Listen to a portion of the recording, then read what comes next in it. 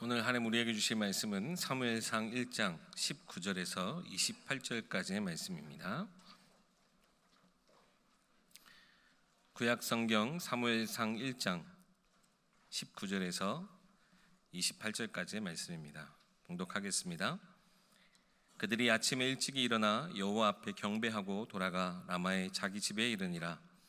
엘가나가 그의 아내 한나와 동침하매 여호와께서 그를 생각하신지라. 한나가 임신하고 때가 이름에 아들을 낳아 사무엘이라 이름하였으니 이는 내가 여호와께 그를 구하였다 함이더라.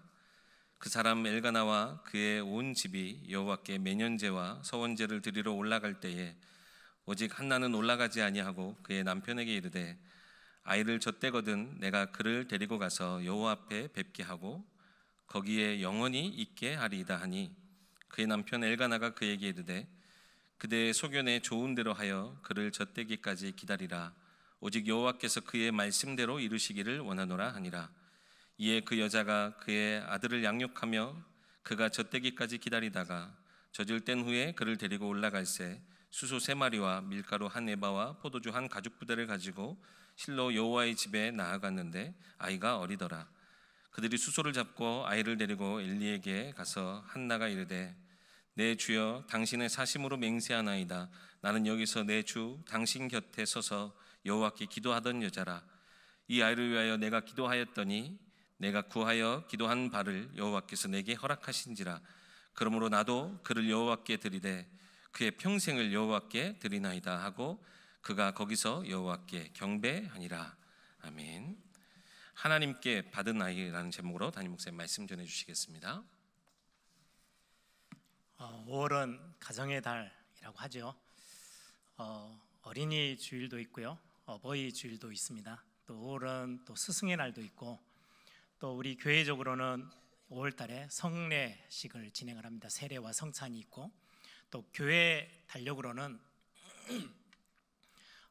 부활주일이 지나고 나서 50일이 지나면 오순절이라고도 하죠. 구약의 절기로는 지금의 교회력으로는 성령 강림주일, 오순절날 교회가 처음 탄생하게 된 성령 강림주일, 또 그게 5월 19일 주일이기도 합니다. 그래서 그때그때마다 필요에 따라 이렇게 제목을 정하고 말씀을 같이 함께 나누게 될 건데요. 또 이번 주 다음 주는 가정을 향한 하나님의 말씀들을 우리가 함께 같이 나누어 보려고 합니다. 우리 옆에 있는 분들하고 같이 함께 인사하실 건데요. 그런 생각이 좀 들었어요.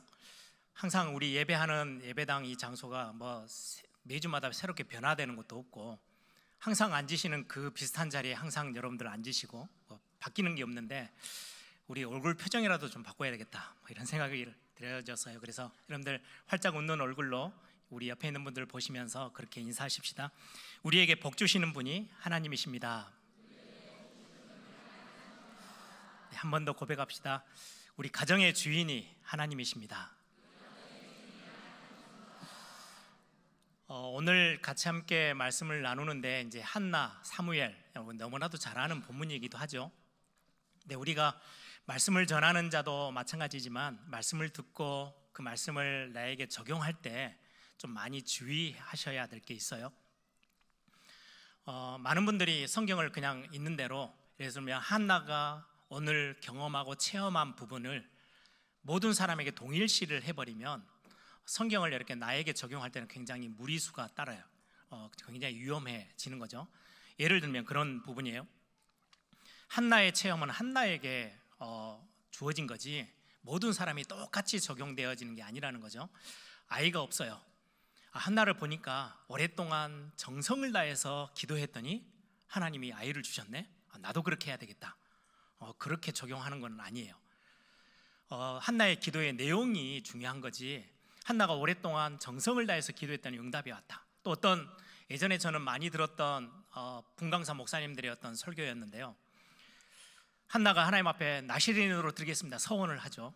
서원 기도를 하면 하나님이 반드시 응답하신다. 그래서 당신들이 응답받으려면 서원 기도를 해라, 이렇게 저도 메시지를 들은 적이 있는데 굉장히 위험한 메시지예요. 한나의 체험은 한나에게 국한된 거지 저와 여러분에게 동일시해서 지금에게 똑같이 적용해버리면 굉장히 무리가 따라요. 또 하나, 여러분들 질병 가운데 있을 때 우리가 참 많은 하나님 앞에 막 매달리며 기도하잖아요. 그러면서 성경을 봐요. 히스기야가 죽을 병이 걸렸는데 침상에서 눈물로 하나님 앞에 간절히 기도했더니 하나님께서 그 죽음의 병에서 완전히 회복시키셨어요. 뭐 결국은 나이가 드니까 또 죽었지만 그 병에서 치료를 해주셨어요. 아, 그러면 내가 눈물로 기도하면은 질병이 치유되는구나, 기도해야 되겠다. 그렇게 적용하는 게 절대 아니에요. 바울을 보면 하나님 응답을 하지 않으시는 부분도 있었어요. 정말 간절히 기도했거든요. 전도자인데 자기에게 몸에 있는 가시라고 표현해요. 그게 어떤 건지는 정확하게 기록되어 있지 않지만 많은 학자들은 눈이 너무 안 좋아서 안질이 있어서 복음 사역하는데 굉장히 많은 방해가 있었다. 또 어떤 분들은 바울에게는 간질이라는 질병이 있어서 자꾸 쓰러진다, 뭐 이런 이야기도 해요. 아무튼 바울의 어떤 복음 사역에 굉장히 방해가 되어지는 몸의 가시, 그래서 이거를 좀 없애달라고 하나님 앞에 정말 간절히 기도했는데 하나님이 주신 응답은 다른 응답이었어요. 내 은혜가 내게 좋게, 괜찮아. 그리고 그 가시를 뽑아내지 않으셨어요. 그냥 두셨어요. 그래서 우리가 성경을 적용할 때는 그냥 단편적으로 한나가 체험한 거, 그건 나도 이렇게 가져오는 게 아니고 한나가 응답받을 수밖에 없었던 그 기도의 내용과 상황이 있어요. 아들이 없어요. 처음에는 자기의 유익과 안위를 위해서 기도했던 한나였는데 어느 날 눈을 떠서 보니까 지금 그게 중요한 게 아닌 거예요. 지금 사사시대가 진행되어지는 거의 마지막 시점이잖아요. 모든 사람이 자기의 소견이 옳은 대로 행하지 하나님의 말씀을 기대하는 사람도 없고 하나님을 경외하고 예배하려고 하는 사람도 없어요. 그 시대를 내다보면서 영적으로 굉장히 어둡고 많이 힘든 그 시대의 상황들을 보면서 하나님, 나에게 아들을 주시면 이 시대를 한번 바꿀 수 있는, 하나님이 원하시는 방향으로 바꿀 수 있는 나실인 하나님께만 향하는 그런 아들로 하나님 앞에 드리고 싶습니다. 기도 제목이 바뀐 거죠. 그래서 하나님은 그 기도에 굉장히 기뻐하셔서 한나에게 아들을 하나님이 허락하시죠. 이전에 깨닫지 못했던 시대의 아픔, 하나님이 뭘 원하시는지를 발견하고 기도의 내용이 바뀌어요. 오늘 말씀을 통해서 우리가 우리의 자녀, 어린이 주일이어서 조그만한 어린아이들, 저 앞에 앉아있는 우리 어린아이들을 향한 메시지라기보다는 제 자녀가 그러더라고요. 아이가 청소년인데 어린이날이어서 뭔가를 저에게 기대하는 거. 야, 너 어린이 아니야, 너는 청소년이야. 그랬더니 아니래요. 여기에서 말하는 어린이는 초등학생 중심의 어린이를 말하는 게 아니고 우리의 자녀를 말하는 거죠. 그래서 우리의 자녀와 우리의 부모님들, 우리 가정을 향한 하나님이 원하시는 뜻이 어디 있고 하나님이 원하시는 것들이, 하나님의 계획이 뭐가 있는지, 그래서 굉장히 중요합니다. 너희는 먼저 그의 나라와 그의 의를 구하라. 그리하면 이 모든 것들을 너희에게 더하실 것이다. 그냥 무작정 구하라, 찾으라, 두드려라, 그럼 응답할게, 그게 아니고 무엇을 구하는지가 굉장히 중요해요. 그래서 오늘 말씀을 통해서 우리 가정, 우리의 자녀와 우리 부모님들, 또 우리 조부모님들을 향한 하나님이 원하시는 기도의 제목, 하나님의 뜻을 찾고 발견하는 그런 큰 은혜가 있기를 소망합니다. 오늘 세 가지 정도로 같이 함께 오늘 본문을 통해서 한나와 또 사무엘, 그 가정에게 주신 하나님이 원하시는 것 함께 발견해 보려고 하는데요. 그 첫 번째가 오늘 본문에도 보면 이제 느지막하게 아이를 낳았죠. 사무엘을 낳고 젖을 이제 먹입니다. 남편이 매년 하나님 앞에 예배하러 성소에 올라가요. 그런데 한나가 아이를 낳고는 말합니다. 남편에게 당신 혼자 올라갔다 오세요. 나는 아이 젖 때릴 때까지는 집에 있겠습니다. 그리고는 아이를 키워요. 양육해요. 그리고는 아이를 젖을 떼고 이제 어느 정도 성장했을 때 이제 성소로 데리고 가서 하나님 앞에 드려요. 그리고 나서는 매년 이제 가겠죠.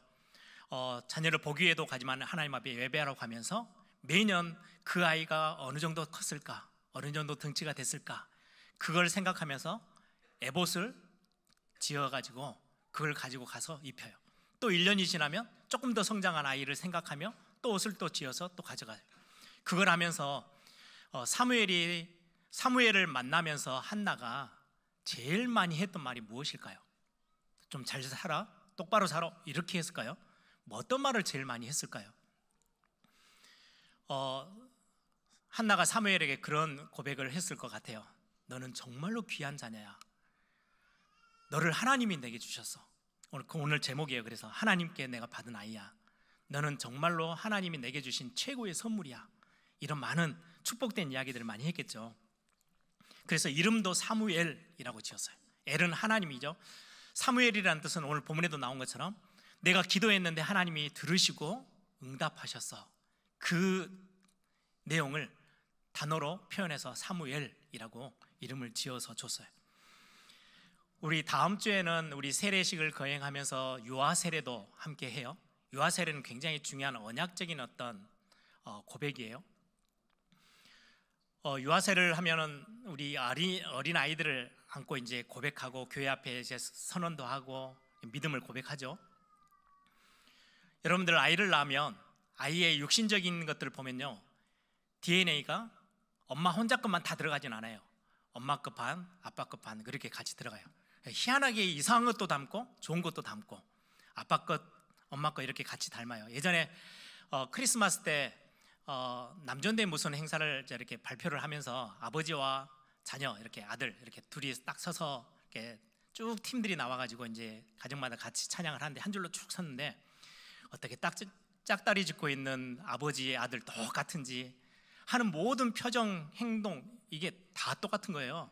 너무 똑같구나 생각이 들었는데 저도 예전에 한번 DNA 검사를 이렇게 저희 가족들 했는데요. 할아버지 우리 장병찬 목사님도 한번 했는데 어떤 아이들은 엄마를 닮았어요. 그래 엄마의 어떤 나중에 나이가 먹으면 이러이런 질병에 조심해야 돼요. 뭐 이런 것까지 체크를 하는데 또 한 애는 저하고 너무 똑같아요. 저에게 표시된 게 굉장히 많아요. 나이 먹으면 조심해야 됩니다라는 게 저에게는 엄청 많더라고요. 근데 제 아이 중에도요 거의 똑같은 분야에 똑같이 다 들어있어요. 아 이게 다 나눠서 가져가는구나 뭐 이런 생각들을 해요. 그런데 육신적으로는 엄마 것 반, 아빠 것 반이 들어오지만 영적으로 우리의 영혼은 어떠해요? 영혼에도 엄마 영혼 반, 아빠 영혼 반 들어옵니까? 그렇지 않아요. 하나님의 형상대로 하나님이 허락하셨어요. 그래서 우리의 인생은 엄마 아빠의 것들이 많이 들어있지만 근본적으로 하나님이 주인이세요. 그거를 사무엘을 바라보면서 어머니 한나가 했던 고백이에요. 한번 들어보실래요? 오늘 본문을 넘어서서 2장에 보시면 2장 6절부터 8절을 보시면 그렇게 한나가 고백합니다. 여호와는 죽이기도 하시고 살리기도 하시며 수월에 올리기도 하시고 내리기도 하시고 거기에서 올리기도 하시는도다. 여호와는 가난하게도 하시고 부하게도 하시며 낮추기도 하시고 높이기도 하시는도다. 가난한 자를 진토에서 일으키시며 빈궁한 자를 거름더미에서 올리사 귀족들과 함께 앉게 하시며 영광의 자리를 차지하게 하시는도다. 땅의 기둥들은 여호와의 것이라 여호와께서 세계를 그것들 위에 세우셨도다. 내용이 뭐예요? 하나님이 모든 만물의 주인이신데 너의 인생의 주인도 하나님이시고 우리 가정의 주인도 하나님이시고 하나님은 손에 있어. 하나님이 높이면 올라가는 거고 낮추시면 내려앉아야 되는 거야. 부하게 하시면 부하게 되어지고 가난하게 하시면 가난하게 되어지는 거야. 하나님이 우리 가정, 우리 부모의 모든 생사하복, 한나가 생각할 때는 우리의 가정 모든 거 하나님이 주인이셔. 너의 인생 자체도 하나님이 주인이야. 이 고백을 그냥 이 2장에만의 고백이 아니고 젖을 먹이면서 매일같이 이야기했겠죠. 그리고는 매년마다 에봇 옷을 지어서 가져가서 몸에 맞게 만들어주면서 이야기를 똑같이 했겠죠. 너는 너무나도 귀한 자녀야. 하나님이 주셨어. 하나님의 선물이야. 그런데 네 인생은 네 것도 아니고 내 것도 아니고 하나님이 너의 인생의 주인 되셔. 유교에서 자녀를 어떻게 생각합니까? 라고 질문을 했더니 이렇게 답을 하더라고요. 자녀는 아주 우리 집에 찾아온 귀한 손님이래요. 그런데 특징이 좀 오랫동안 머무는 손님이래요. 그러니까 손님에게는 아무렇게나 함부로 하는 게 아니잖아요. 유교에서도 그렇게 자녀를 귀하고 귀한 손님처럼 생각하는데 우리는 우리의 근본의 말씀 속에서 우리는 답을 갖고 있어요. 우리의 자녀는 내가 쥐었다 폈다 마음대로 할 수 있는 자녀가 아니고요, 하나님이 주신 자녀예요. 오늘 제목처럼 하나님께 받은 아이예요. 그래서 우리의 우리가 하고 싶은 대로, 우리가 원하는 대로 끌고 가는 게 아니에요. 하나님이 우리에게 허락하셨어요. 그래서 유아세례를 받을 때 고백하죠. 언약의 가정을 이루고 언약 안에서 자녀를 키우는데 하나님이 언약의 포대기에 탁 싸서요, 우리 부모님들에게 맡겨주신 거예요. 그래서 우리가 언약으로 잘 양육하다가 이제 14살 정도 되어졌을 때 그들이 이제 스스로 신앙 고백을 하게 됐을 때까지 우리 부모님이 철저히 신앙적으로 양육하겠습니다 라고 하는 굉장히 중요한 고백이거든요. 한국 교회는 사실은 외부의 많은 다른 어떤 신앙생활을 방해하는 외부적인 요소 때문에 교회가 흔들리는 게 아니에요. 우리 안에서 그 믿음의 신앙의 고백들을 우리 부모님들이 자녀들에게 정확하게 전달하지 못해서 오는 심각한 문제가 한국 교회의 문제이기도 해요. 세상 것이 훨씬 더 중요하다고 심어진 거예요. 신앙보다는 너가 앞으로 가야 될 학업, 직장, 위치, 성공 이런 것들이 훨씬 더 자녀들에게 더 많이 강조되어지고 더 많이 집어넣어진 거죠. 그래서 한국 교회가요, 스스로 그냥 흔들려 버리기 시작한 거예요.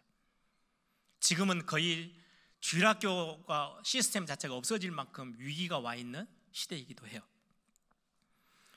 이렇게 굉장히 중요하게 부모에게 전달되어지는데요, 한나라는 어머니, 아버지의 고백이 사무엘에게 전달되는데 뭐가요? 너의 주인은 하나님이셔. 이 고백이 가장 중요하게 심어졌어요. 그래서 사무엘이 자라면서 사무엘의 인생을 성경은 몇 구절을 기록하고 있는데요, 2장 18절을 한번 보세요. 사무엘은 어렸을 때에 세마포 에봇을 입고 여호와 앞에서 섬겼더라. 이 세마포 에봇을 엄마가 한나가 계속 매년 몸에 맞게끔 지어 올리면서 해줬던 이야기겠죠. 너는 하나님 앞에 서야 해. 왜? 네 인생의 생사하복을 주관하시는 분이 하나님이시니까 너는 하나님 앞에 서야 있어야 돼. 이렇게 이야기를 해줘서 사무엘은 여호와 앞에서 섬겼더라 라고 돼 있어요. 21절 보세요. 후반부에 보시면 아이 사무엘은 여호와 앞에서 자라니라. 여호와 앞에서 자랐다 라고 고백되어져요. 그래서 사무엘이 고백하겠죠. 나는 하나님의 선물이야. 나는 정말로 우리 부모뿐만 아니라 하나님 앞에 사랑받는 자녀야. 나는 언약의 사람이구나. 이렇게 고백하면서 컸겠죠. 그런데 똑같은 본문 안에, 똑같은 시대 안에, 같은 시간대 안에, 같은 장소 안에 완전히 정반대의 길을 걷는 가정도 있었어요. 그게 엘리 제사장의 가문이에요. 우리의 그림으로 보면 구약교회 안에 속해 있어요. 똑같이 신앙생활해요. 그리고는 그 가정은 그냥 단순한 가정이 아니고요, 영적인 지도자 가정이에요. 지금으로 말하면 목회자 가정이에요. 모태신앙이에요. 엘리와 그 아들 홈리와 비나스 두 아들이 교회 안에서 자라가요. 그런데 그들의 삶은 완전히 달라요. 어떻게 다르냐고 성경에 표현하고 있냐니까요, 사무엘상 2장 29절을 한번 보세요. 하나님이 엘리 제사장과 그 자녀에게 하신 메시지예요. 너희는 어찌하여 내가 내 처소에서 명령한 내 제물과 예물을 밟으며 업신여겼다는 거죠.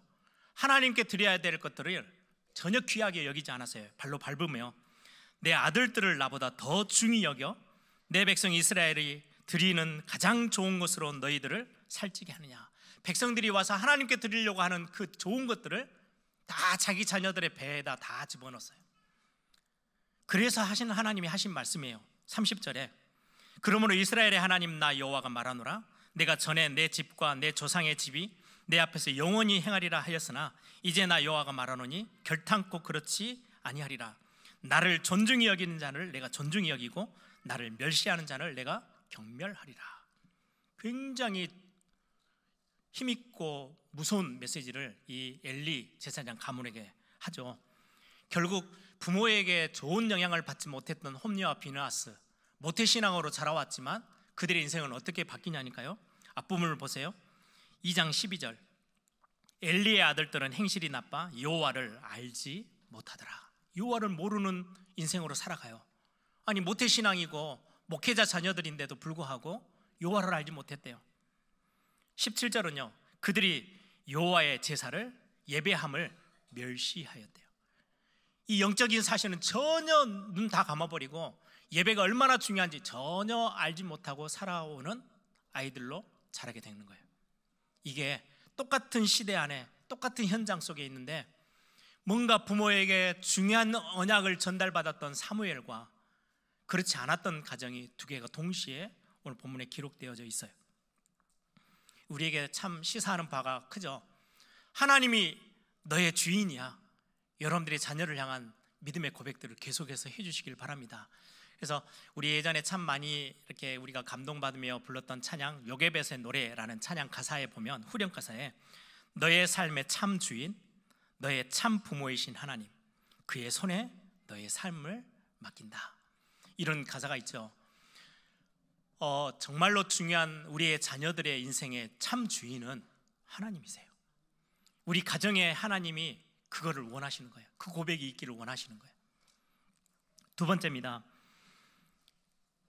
오늘 본문의 1장 23절을 보시면 남편 엘가나가 하는 이야기죠. 남편 엘가나가 그에게 이르되 그대의 소견이 좋은 대로 하여 그를 젖될 때까지 기다리라. 그러면서 하는 말이에요. 오직 여호와께서 그의 말씀대로 이루시기를 원하노라. 하나님이 말씀하신 거 그대로 이루실 줄을 내가 믿는다. 그리고는 한나의 고백 2장의 전체 찬양의 기도의 내용들을 보면 하나님이 말씀하시고 언약하신 것은 반드시 이루어 가시는 하나님이심을 고백하는 거죠. 하나님이 세우신 것은 절대로 하나님이 허물지 않고 지키신다는 거예요. 여러분들의 자녀와 우리 가정에 전달되어지고 고백되어져야 될 믿음의 고백이 뭐냐? 하나님은 반드시 이루시는 하나님, 언약의 하나님이시라는 거예요. 언약이라는 거는요, 사람들이 말하는 약속과 비슷한 내용이지만 성경에 하나님의 약속을 보고 언약이라는 단어를 써요. 성경적인 단어예요. 단순히 어길 수 있는 약속이 아니고 사람과의 사람 속에서 어떨 때는 지키기도 하다가 상황 따라서 이렇게 어긋나기도 하는 그 약속이 아니고 생명을 담보로 하는 약속이에요. 생명을 걸고 해준 약속, 그걸 보고 언약이라고 그래요. 아브라함을 불러서 하나님이 횃불 언약, 횃불을 가지고 언약을 아브라함과 맺으세요. 짐승들을 반으로 머리에서부터 쫙 반으로 쪼개놓고 피를 잔뜩 바닥에 흘러져 있는 그 사이에 언약을 맺는 거예요. 옛날 고대 근동의 언약의 식이에요. 횃불로 하나님이 임하셔서 그 쪼개진 짐승 사이로 싹 지나가세요. 그 말은 뭐냐? 이 언약이 어겨지는 날 너도 죽고 나도 죽는 거야. 그래서 목숨 걸고 생명 걸고 이 언약은 지키는 거야. 그게 하나님이 저와 여러분에게 주신 언약이에요. 하나님의 생명을 담보로 하고 우리에게 주셨어요. 그래서 반드시 언약은 이루어져요. 어떻게 해요? 그때 아브라함에게 하나님이 주신 언약이 있어요. 자식이 없어요. 그런데 하나님이 너에게 자식 줄 거야. 아들을 줄 거야. 그리고는 너가 동서남북을 바라본 모든 땅을 네 손 앞에 다 갖다 줄 거야. 하나님이 약속하셨어요. 그 언약이 어떻게 이루어진지 아세요? 100년, 아브라함이 100살이 되어졌을 때 아들을 얻었어요. 도저히 사람의 능력으로는 불가능한 그 나이에 하나님이 언약으로 주셨어요. 언약하셨으니까. 그리고는 땅은 언제 소유해요? 800년 정도 지나가서 여호수아와 갈렙 후대들이 와서 가나안 땅 전체를 다 차지해요. 하나님의 언약은 800년이 지나도요 반드시 이루어지는 게 하나님의 언약의 말씀이에요. 하나님은 언약의 하나님이죠. 어제나 오늘이나 영원토록 동일하신 그 하나님이 언약하시고 반드시 이루어 가세요. 야곱을 보면 뱃속에, 엄마 뱃속에 쌍둥이가 생겼어요. 에서라는 큰 애, 그 다음에 둘째로 야곱. 뱃속에 있을 때 하나님이 약속을 해요. 언약을 해요. 둘째가 더 큰 자가 될 거야. 첫째가 둘째를 섬기게 될 거야 라고 약속하셨어요. 어렸을 때부터 야곱은 이 이야기를 들었겠죠. 그런데 상황은 그때 당시에 사회 상황은요, 장남이 첫째가 복을 받는 거지 둘째가 복을 받는 법은 없어요. 첫째가 거의 2배의 모든 복을 다, 장자의 복을 다 받아요. 그런데 야곱이 하나 확신하는 거, 아니야, 하나님이 분명히 약속하셔서 내게 축복하시겠다고, 어떻게든지 어떤 방법을 써서라도 나는 이 축복을 내 걸로 갖고 올 거야. 수준이 좀 낮아서 그렇지 언약이 이루어질 거를, 자기에게 이루어질 걸 확실하게 믿었어요. 그래서 기회만 되면은 이 언약을 갖고 축복을 가지고 올 수 있는 방법을 쓰는 거예요. 형이 사냥을 하고 와서 배고플 때 팥죽을 딱 지어놨다가 장작권하고 바꾸재요. 형은 그냥 장작권 팔아야 팥죽 한 그릇에. 왜요? 하나님의 언약과는 아무 상관이 없어. 그게 축복이 이루어지든 말든 나는 상관없어. 배고픈 거 그냥 채우는 거야. 야곱은요, 끝까지 물어뜯는 거예요. 하나님이 약속하신 그 약속은 나는 반드시 맛보고 말 거야. 그리고 나중에는 아버지가 늙어서 축복하게 됐을 때 변장을 하고 속임수를 써서라도 그 언약의 성취를 맛보기 위해서요, 엄마랑 짜서 거짓말하면서까지 아버지 앞에 서잖아요. 그래서 축복을 다 따냈어요. 거짓말했는데도 불구하고 복을 받았다 이게 아니고요, 야곱이 가지고 있었던 근본의 내용은요, 언약을 확실하게 믿었어요. 그러니까 무슨 수를 써서라도 나는 이걸 내 걸로 만들 거야. 하나님이 분명히 약속하셨으니까 분명하게 주실 거야. 굉장히 삶의 수준은 좀 낮았지만 언약을 믿는 믿음이 확실했어요. 에서는 아무 근거가 없어요. 하나님이 약속했든 말든 나하고는 아무 관계없어. 굉장히 업신여겼던 에서는 결국은 역사 속에서 사라지죠. 출애굽기 20장 6절에 하나님이 우리 모든 하나님의 백성들에게 하신 약속이에요. 뭐라고요? 나를 사랑하고 내 계명을 지키는 자에게는 1000대까지 은혜를 베푸느니라. 1000대까지 은혜를 베푸시겠대요. 하나님을 경외하고 하나님을 사랑하고 말씀을 붙잡고 예배의 비밀을 알고 있는 자들에게 하나님은 1000대까지 책임지시겠다 약속하셨어요. 그 약속은요, 반드시 이루세요. 시편 37편 23절에서 26절에는 이 시편 저자가 고백합니다. 여호와께서 사람의 걸음걸음을 정하시고 그의 길을 기뻐하시나니 그는 넘어지나 아주 엎드러지지 아니함은 여호와께서 그의 손으로 붙드심이로다. 내가 어려서부터 늙기까지 의인이 버림을 당하거나 그의 자손이 걸식함을 보지 못하였도다. 그는 종일토록 은혜를 베풀고 꾸어주니 그의 자손이 복을 받는도다. 이 시편 저자가 다 지켜봤어요. 내가 어렸을 때부터 늙기까지 쫙 봤는데 하나님을 사랑하고 하나님을 경외하고 예배의 비밀을 알고 이 영적인 축복을 말씀을 다 붙잡은 그 사람은 하나님이 그 사람의 길을 걸음을 인생을 책임지시는데 어떻게 책임지시느냐? 그가 연약해서 넘어질 때도 있어. 실패할 때도 있어. 근데 그게 끝이 아니라는 거예요. 넘어지더라도 아주 엎드려지지 않아요. 완전히 멸망하진 않아요. 왜요? 하나님이 그를 하나님의 손으로 붙잡고 계셔. 뿐만 아니라 의인은 버림을 당하지 않는다라고 말해요. 그의 자손이 구걸하면서 걸식하며 다니는 거, 굶고 사는 거 하나님 절대 그렇게 두지 않으신대요. 하나님의 사람들의 자녀들을 하나님이 책임지신대요. 그래서 하나님을 사랑하고 하나님을 경외하는 그 사람의 삶이 종일토록 은혜도 베풀고 꾸어줄지언정 많은 사람들을 살리는 인생을 살면 그의 자손들도 복을 받게 될 거야 라고 말씀하고 있는 거예요. 하나님의 사람의 눈으로 보니까 하나님을 경외할 줄 알고 하나님을 존중히 여기는 사람의 인생을 하나님이 완전 책임지시고 그 자녀들까지 하나님이 복을 주신다는 것을 봤다는 거죠. 그래서 여러분들 조금 여러분들의 자녀들을 보고 여러분들의 가정 전체의 모습을 보면서 남편이 좀 못마땅하고 아내가 못마땅하고 자녀들을 보면서 좀 실망스럽기도 하고 뭐 잘하는 것도 없는 것처럼 보이고 너무 부정한 게 많아서 하는 고백들이 안 되겠네, 어쩔 수 없네, 포기해야지, 그런 불신앙의 말은요 올리지 마세요. 그게 자녀를 죽이는 거예요. 가정을 무너뜨리는 거예요. 그래서 불신앙의 말과는요 여러분들이 거리를 많이 두세요. 그게 사는 방법이에요. 아, 진짜로 너는 믿음의 자녀야. 너는 언약의 사람이야. 너는 한 시대에 하나님이 허락하신 언약을 가진 렘넌트야. 너는 축복된 사람이고 하나님이 너를 내게 주셨어. 우리 가정에 주셨어. 너는 너무나도 귀해. 이런 말들로 여러분들의 자녀들을 축복해 주세요.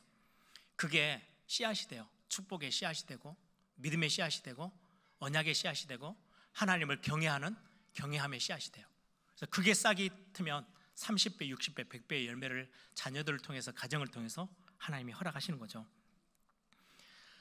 마지막으로 여러분들이 기억해야 될 메시지예요. 우리의 기도에 하나님은 반드시 응답하세요. 기억하세요. 부모의 역할은 기도의 배경이 되어지고 기도의 무릎을 꿇는 거예요. 구약교회 전체를 보면 하나님의 마음에 합한 자라고 하면 우리는 성경 구절에 있는 것처럼 다윗 생각하죠. 근데 다윗보다 훨씬 더 하나님의 마음에 이렇게 딱 사로잡혔던 사람이 사무엘이에요. 그러니까 다윗도 사무엘도 하나님이 정말 귀하게 구약교회에서 쓰셨는데 다윗은 좀 연약해서 실수하고 했지만 사무엘은 그런 적이 없어요. 내가 평생을 기도시는 죄를 범치 않았고 하나님 앞에서 놓쳤던 부분이 없어 라고 고백할 만큼 완전히 삶이 하나님의 손에 탁 붙잡혀 받았던 사람이 사무엘이에요. 그의 배경이 누구인지 아세요? 사무엘은 여러분들 잘 알다시피 엘가나라는 아버지와 한나라는 기도의 어머니 있었어요.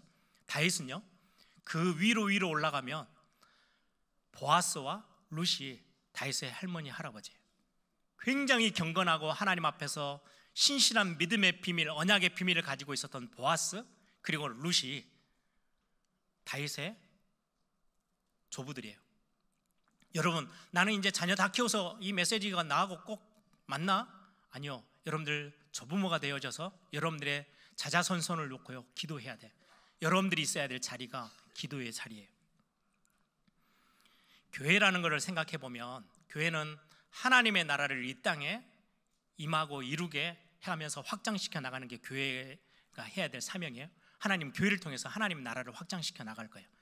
우리 예전에 잘못된 어떤 생각으로는 우리가 예수 믿고 구원받아서 우리가 가야 될 곳이 하나님의 나라, 근데 그게 아니고요, 성경의 원리는 하나님의 나라가 이 땅에 임하는 거예요. 무엇을 통해서요? 교회를 통해서. 이 교회를 통해서 하나님의 나라가 확장되어질 건데, 그러면 교회는 굉장히 중요하잖아요. 이 교회가 세워지고 이 교회다운 교회가 지속되어지고 유지되어지는 데 있어서 굉장히 중요한 핵이 하나 있어요. 여러분, 전도운동을 우리가 하죠. 이번에도 우리 삼천제자학교 하면서 전도 제자들을 막 이렇게 양육하고 훈련해요. 전도자들이 전도라는 것들을 통해서 하나님과 전혀 상관없었던 현장에 사람들을 만나서 복음을 전하고 그들이 이제는 하나님과 관계가 형성돼서 하나님의 자녀가 되어져요. 그리고 교회 안으로 들어와요. 그리고는 시간이 지나면서 직분을 받아요. 그리고 교회를 섬겨요. 얼마나 아름다운 모습이에요. 굉장히 중요한 건데, 그것보다 훨씬 더 중요하게 교회를 유지하고 교회다운 교회에 세워나가는 굉장히 중요한 핵 기둥이 있어요. 그게 뭐냐니까 믿음의 가정들이에요. 언약을 알고 있고 복음의 능력을 알고 있는 부모들 사이에 태어난 아이들이 부모의 신앙을 그대로 받아서, 우리 조부모들의 신앙들을 그대로 받아서 그 언약 따라 살다가 다음 세대 또 힘있는 교회다운 교회, 그것들을 세워나가는 중요한 역할들을 감당하는 거, 이게 교회가 교회로서의 유지되어지는 굉장히 중요한 비밀이에요. 한국 교회가 왜 흔들려요? 이것도 다 놓쳤어요. 모태신앙인데 가까이 가보니까요 신앙이 하나도 없어요. 세상 것이 가득 들어있어요. 왜요? 부모들에게 받은 게 없어요. 부모들에게 전달받은 게 없어요. 똑같은 구약교회 안에 있는데 한 가정은 엘리 제사장 가문이고요, 한 가정은요 한나와 엘가나의 그 밑에서 자라는 사무엘, 이런 가정이에요. 하나님을 경외할 줄 알고 믿음을 가진 언약의 가정, 언약의 부모 밑에서 태어난 자녀들, 굉장히 중요하죠. 그래서 여러분, 굉장히 소중한 부탁인데요, 이제 젊은 청년들이 이제 결혼해서 언약 안에서 가정을 이루겠죠. 가정을 이루면서 여러분들이 자녀를 될 수 있는 대로 많이 낳는데 도전하세요. 하나님도 삼위의 하나님이잖아요. 3명 이상은 낳도록 도전을 한번 해보시기 바랍니다. 제가 드릴 수 있는 이야기는 저도 3명이니까 목사님은 안 하면서 왜 우리한테만 뭐 그럴 것 같아서 여러분들이 하나님이 허락하신 만큼 도전해야 돼요. 이 시대를 또 내다보면서 자녀를 언약 안에서 양육하고 언약 전달해 가는 게 교회를 교회다운 교회로 든든히 세워나가는 굉장히 중요한 비밀이에요. 어떤 초등학생이 글을 하나 썼어요. 내용을 잠깐 읽어드릴게요. 초등학생의 글이에요. 엄마가 있어서 좋다. 나를 이해해 주어서. 냉장고가 있어서 좋다. 나에게 먹을 것을 주어서. 강아지가 있어서 좋다. 나랑 놀아주어서. 아빠는 왜 있는지 모르겠다. 이제 초등학생의 글이에요. 네, 중학생, 고등학생 올라가면 이 글을 그대로 이렇게 똑같이 생각하고 있으면 그거는 아닌 거예요. 중학생 정도 되어지면 이제 이해를 해야죠. 엄마가 마음껏 아이들에게 사랑을 베풀고 이해해주고 막 가정에서 이렇게 양육할 수 있도록 그 환경을 만들기 위해서 아빠는 월요일부터 토요일까지 아침부터 저녁까지 열심히 밖에서 뛰고 있는 거예요. 냉장고 안에 많은 먹을 걸 채우고 좋은 냉장고를 집에다 사들이기 위해서 아빠는 열심히 밖에 나가서 일하고 있어요. 중고등학생들은 그 정도는 알아야죠. 아빠가 뭐 하고 있는지. 초등학생처럼 아빠는 왜 있는지 모르겠다 이러면 안 돼요. 강아지 사주기 위해서 그 돈 벌려고요, 월요일부터 토요일 어떤 분들은요 주일날도 뛰어요. 그런데 지금 여기에서 말하는 거는 아버지의 존재예요. 엄마의 존재. 아이들이 이 존재감을 못 느끼면 가정에는 심각한 문제가 와요. 아빠가 집에 오래 있느냐 밖에 많이 있느냐 이게 중요한 게 아니고 가정에서 부모가 차지하고 있어야 될 그 존재, 그 자리에. 저는 어릴 때 여러 번, 자주 그런 건 아닌데요, 제 기억 속에 몇 번이 있어요. 새벽 기도를 마치고 오시면 저희들이 형제가 6명이니까 뭐 저만 기도해 주신 건 아니겠죠. 뭐 6명 다 해줬겠지만은 이제 발을 붙잡고 기도도 하시고 어쩔 때는 이마에다 손을 얹고 기도도 하시고 뭐 그런 기억이 있는데, 평소 때 잠이 깊이 들었을 때는 몰랐겠죠. 그런데 특히 겨울에 밖에서 손이 차가운데 와가지고 발을 딱 만지면 잠이 확 깨잖아요. 머리에 손을 얹으면 깨요. 근데 이제 좀 미안할까 싶어서 눈을 그냥 감고 잠자는 척 하는 거예요. 그러다 보고 어머니 아버지가 하던 기도 내용들을 들은 적이 있어요. 그게 어머니 아버지의 엄청난 영적인 존재감이에요. 나랑 놀아주기 위해서 집에서 시간을 얼마나 많이 보냈고 왜 아빠는 왜 밖에만 있지? 그 말이 아니고 여러분들 하루에 2, 3분만 시간을 내셔도요 충분히 할 수 있는 일이에요. 아무리 바빠도 할 수 있는 거예요. 일주일에 한두 번만이라도 여러분들이 자녀들이 자고 있을 때든 뭐 언제든지 찾아가서 여러분들이 자녀를 축복해 주세요. 그게 아버지가 해야 될 굉장히 제사장적인 축복권이에요. 어머니가 부모를 자녀들을 위해서요 기도해야 될 기도의 배경의 자리예요. 그런데 커버리면 이것도 쑥스러워요. 제일 좋을 때가요 품 안에 있을 때, 어릴 때 여러분들이 마음껏 아이들을 붙잡고요 기도할 수 있어요. 여러분들이 축복해 주세요. 너는 정말로 하나님의 최고의 축복을 받은, 하나님이 우리 가정에 보내주신 가장 귀한 선물이야. 그러면서 너의 모든 가는 길에 전능자 하나님이 너의 참 주인이 되시고 언약을 이루시는 하나님이 너의 하나님이야. 이 고백들을 가지고요 축복해 주세요. 우리가 아까 찬송가 35장 불렀죠. 3절에 보면 제가 참 좋아하는 가사예요. 또 우리 자손들 다 주를 기리고 저 성전 돌같이 기나게 하소서. 여러분들의 그 기도 고백들을 담아서 여러분들 자녀를 위해서요 1분도 걸리지 않는 시간이에요. 많은 시간을 투자해야 존재감이 드러나는 게 아니에요. 여러분들의 자녀들을 위해서 중심으로 축복해 주시고, 여러분들의 손자 손녀들을 두고, 여러분들의 후대들을 두고, 교회 안에 있는 우리의 다음 세대 중심에 서 있는 렘넌트들을 두고 여러분들이 지나가면서 축복해 주세요. 그게 교회가 살아가는 굉장히 중요한 축복이에요. 말씀을 정리합니다. 여러분들이 우리 가정에서 회복해야 될 신앙의 고백이에요. 우리 가정과 내 자녀, 우리 남편, 내 아내, 내가 손지고 내가 주인처럼 행동할 게 아니고 하나님이 주인이셔. 그리고 우리 가정에 우리의 자녀에게 주신 하나님의 언약의 말씀은 반드시 이루어지고 성취하셔. 그리고는 우리가 필요한 하나님 앞에 기도했던 그 모든 기도는 반드시 하나님은 들으시고 응답하시는 하나님이야. 이 고백들을 가지고 정말 멋진 우리의 가정들을 또다시 회복해내고 또 응답으로 만들어 나가는 귀한 또 이번 가정의 달이 되기를 소망합니다. 우리